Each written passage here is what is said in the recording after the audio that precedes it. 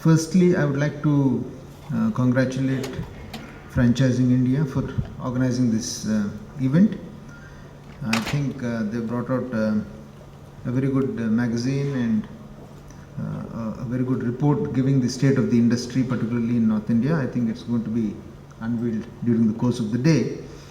And I think they're also going to have an awards ceremony. So my congratulations to the organizers on this. I think on the government side as well, there has been a major change of heart. For a long time, I think the word private sector was not really a good word. It was considered a bad word. But now the government itself has a very clear and stated position on this. The government wants to encourage the private sector, particularly in the real estate industry, as also in various other industries, as we've seen. And today you have township policies that have been put up by various governments, whether it is government of Uttar Pradesh or government of Maharashtra, government of Rajasthan, and so on. There's a clear statement by the government that the government alone cannot handle the task of providing housing for the general public at large, and the government and the private sector both have to operate together, join hands, and do this in a mode which is now popularly known as the public-private partnerships. And this has become a very popular phrase these days, and a large number of PPP projects have actually been put up.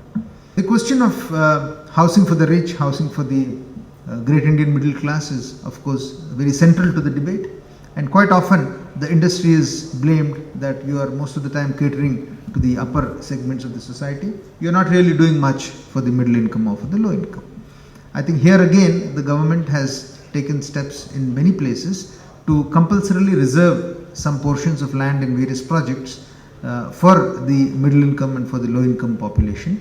If you look at the Rajasthan example, for instance, they have as many as 5 different models for public-private partnerships in various kinds of situations. One is where the government permits you to purchase raw land on your own, put up the projects together, and then there's a different formula for reservations there. The other is a situation where the government itself gives you service developed land and then permits you to put up your projects, and so on and so forth.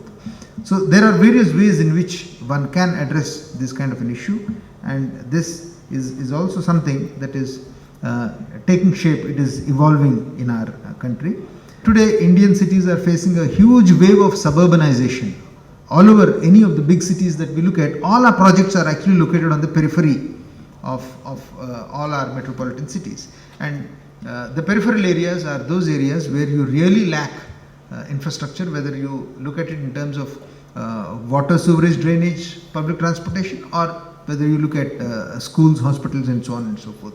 So how do you play this role as a lobbyist with the government and ensure that the government provides all these on time so that you get the benefit of the investments that you're making? That is extremely important.